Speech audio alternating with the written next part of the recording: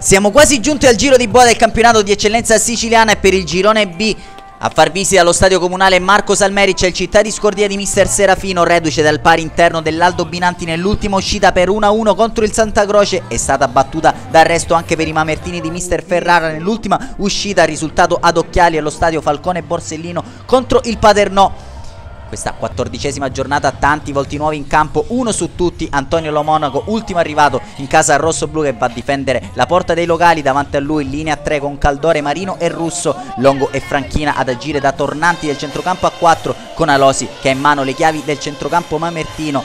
Al suo fianco la dinamicità del giovane Presti, tridente e fantasioso in avanti con La Piana e Cambria ad assistere il ritrovato Ancione. Dirige l'incontro il signor Mattà Ceraso della sezione di Messina, sui assistenti Maccarone e Canale della sezione di Palermo. Milazzo obbligato a vincere per non perdere terreno dal gruppo di testa di contro Scordia, che deve portare a casa necessariamente punti salvezza. Pronti e via, si può partire agli ordini del direttore di gara. Prima occasione al quinto di gioco di marca milazzese con Marino che serve in verticale, La Piana fa sportellate con Tornatore e poi calcia largo col mancino al 13esimo. Ottima trava offensiva con Cambria che manda sul fondo coi tempi giusti Franchina, palla a rimorchio per La Piana che prova a coordinarsi, il suo destro però termina alto. Al 20esimo Alosi pennella in verticale ancora per La Piana, costretto all'atterramento Pandolfo, indica il dischetto del calcio di rigore il direttore di gara Mattà Ceraso. All'occasione al 20esimo la formazione locale di portarsi avanti sul punto di battuta Mariano Russo a tu per tu con Pandolfo.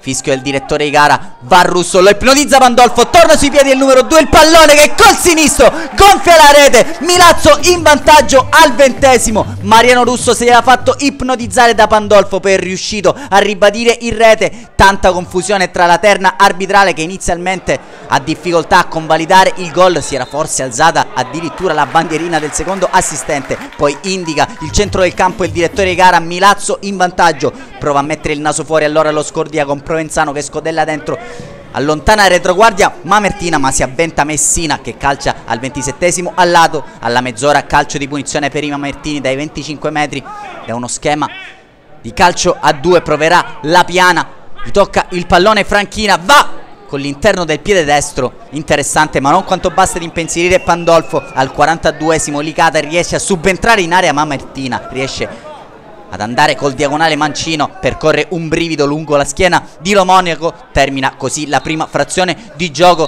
parziale di 1-0, decide sin qui la rete di Mariano Russo che ha portato in vantaggio la formazione di mister Ferrara a ritmi blandi in questa prima frazione di gioco. Si tornerà in campo nella ripresa senza cambi per il momento con il Milazzo che opererà il primo tentativo pericoloso della ripresa.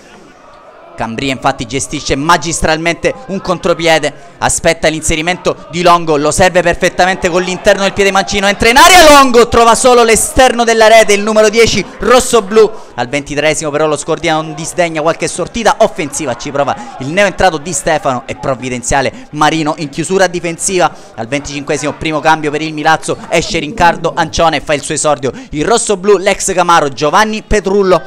Al 27esimo però ancora Scordia pericoloso in avanti, Sangaré allarga per Floridia che punta Caldore, si sposta il pallone sul mancino, va col diagonale, trova un clamoroso legno alla sinistra di un impassibile Lo Monaco.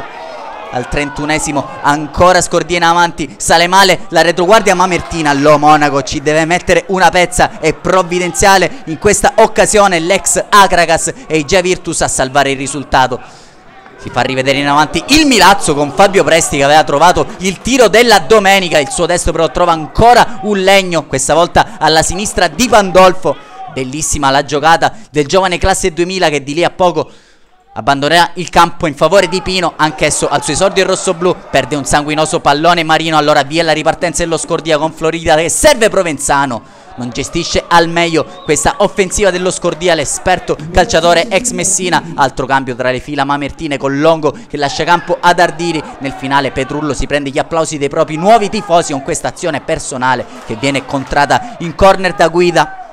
Ancora un'occasione allo scoccare del 90esimo con Floridia che per provoco non stava per sorprendere lo Monaco. Il pallone gli rimbalza davanti, riesce comunque a smanacciare in corner. Non c'è più tempo, terminano i 5 minuti di recupero concessi. Game over allo stadio comunale Marco Salmeri. Il Milazzo porta a casa una vittoria importantissima per 1-0. Decide al 20esimo la rete di Mariano Russo che si scrolla di dosso assieme a tutti i compagni squadra e tutta la società. La tensione che ha accompagnato la formazione mamertina per questa settimana, attesa ora dall'ultima trasferta di Santa Croce.